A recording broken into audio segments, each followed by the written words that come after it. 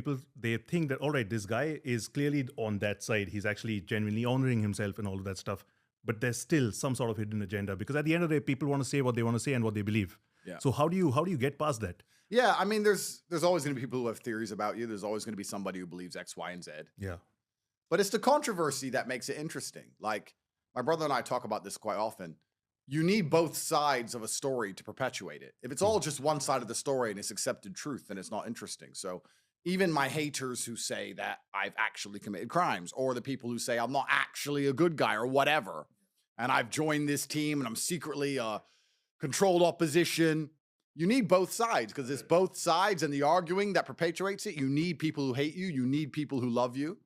And all my haters do a fantastic job of keeping me extremely relevant, and I have to thank them for that. So I have no concerns for certain people in the world disliking me. In fact, I'm very aware that that's an important side of the coin, and I'm glad they exist. Yeah. And I'm glad that I can't imagine doing it, right? Because I wake up every day and I have things to do, and I have a very busy life, and I'm trying to be successful, and I have beautiful children and wives to see, cars to drive. I have interesting things to do. But if people want to wake up and dedicate their life towards hating me and trying to take me down, which of course just adds hot air to my balloon, then I'm going to take it.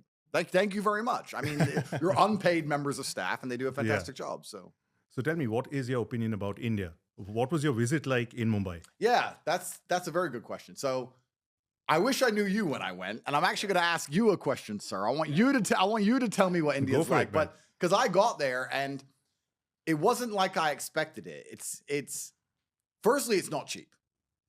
I stayed in the Four Seasons, and I spent the same money in Mumbai as I did in Dubai. Yeah. It's very expensive. True. Which didn't matter, but I guess that just surprised me. Yeah. And then traffic's crazy. Were you as successful as you are today? No. I don't think so. No. At that point. It was many years ago. Traffic's crazy. I had no idea where to go, what to do. And I think it's a metaphor for the entire world and life as a whole. It's not where you are, it's who you're with. Yep. It's the same for every city. It's the same. Even just to quickly go back, this summer I spent the entire summer on house arrest, and I had the best summer of my life.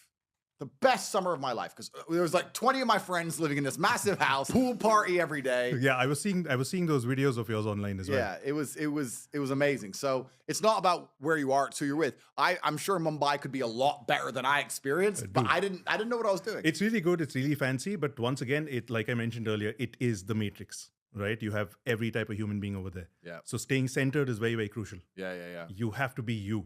You just can't allow yourself to be taken for a ride. Do you think it has you're saying it's very fancy, it has like a Dubai vibe if you know where to go? There's all this high-end stuff and high-end bars and you've been there, you've done that. So you know what that's like. So Mumbai is definitely not a place that would fascinate you anymore. Whereas there are a whole bunch of places in India that you'd love exploring.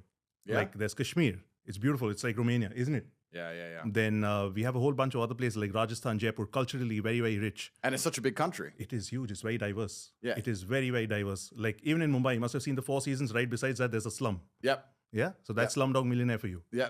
And you go. I was in Mumbai, and people are like, when are you going to go see the Taj Mahal? That's Agra. Yeah. I'm like, it's far.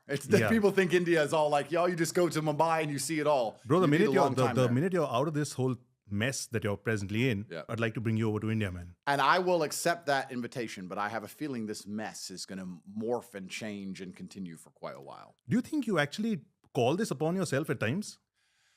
Because I've always seen that, it's like a self-fulfilling prophecy also. Yeah, people say words are powerful, and I understand that. But I also knew what was going to happen. I truly believed it was going to happen, and I thought by preempting it and making it clear that it's all a setup, it'll make it very easy for the obvious thinking person to understand what's going on. So I know that words are powerful, but I have a very interesting view on that, to be honest, because I often say things which I perhaps shouldn't say.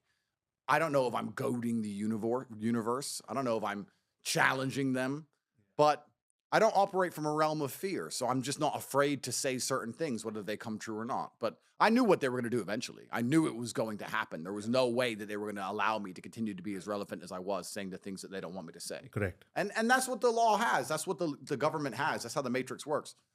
They have law. That's all they have. A government solution to everything is law. If you go to a government and say, we have a problem, they say, okay, pass a law that fixes the problem. So, and then they have the legal system. So if you upset them, they just get the legal system. They set the dogs on you. So it was very obvious play, which I knew was going to happen.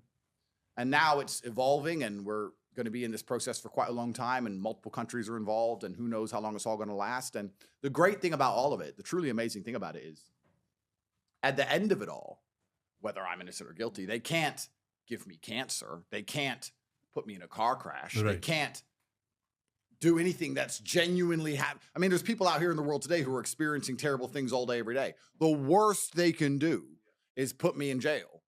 And I had a pretty good time in jail. Yeah, I mean, I have no problems going to jail. It doesn't bother me at all. I'm not going to ask you any jail questions, man. I've seen that. I've studied that too long. It's been done a bunch of times. But the punishment for all of this garbage really isn't scary. In fact, it's quite... I know this sounds insane, but the idea of going and spending some time in jail, I find quite tempting and reassuring. Well, it's just it would be a unique experience that I'd get to look back on and get to enjoy, and it'd be a different level to the map of life. And I have no problems at all going. I will not be sad for a single second. I think the frustration of the initial arrest and not knowing it was going to happen was different. But now that I understand it's a possibility, I'm completely at peace with it. In fact, I'm kind of tempted by it. It'd be very interesting to go. I think it'd be a cool story. You don't get to come to India then, man. I'll come India afterwards. That's the thing. I'm a young man, right? I'll come India afterwards. I mean, I'm not that young. I'm 37. But bro, I'm 35. See, you're young. Yeah, I am. I'm old. No, you are, bro. He's 37. He looks younger than me. I'm 37, but I often think about this, and this is, you can think about life this way in general, but when I'm 42, all this junk will be over. I'll still have hundreds of millions of dollars. I'll still have beautiful children. I'll still have all my houses and my cars, and so none of it matters really in the grand scheme of life. It's not like I'm going to be losing the best years of my life. It's not like it's going to last for a very long time. Even if they try and stitch me up, I'll be in jail for a year or something garbage. So nothing, it really isn't a concern to me. And I guess sometimes I feel old because I can't fight like I used to. But then sometimes I feel very young, reaching the level of success I've reached at only 37 years of age. And you go, and sometimes I go to these meetings with other Bugatti owners, or I used to go and look at development properties for these 20, 30, 40, $50 million apartments. And everyone there is 50 plus, 60 plus, gray hair. Yeah, this was in Dubai? This was in a few different places, Dubai and Germany, a few different places. And I'd walk in there and be the youngest man by a mile, and I'd say, oh, maybe I am still young. Story of my life, man. Well, there you go. And usually youth comes with a lack of wisdom, but I try very hard to make sure that's not the case. And then you have unlimited energy.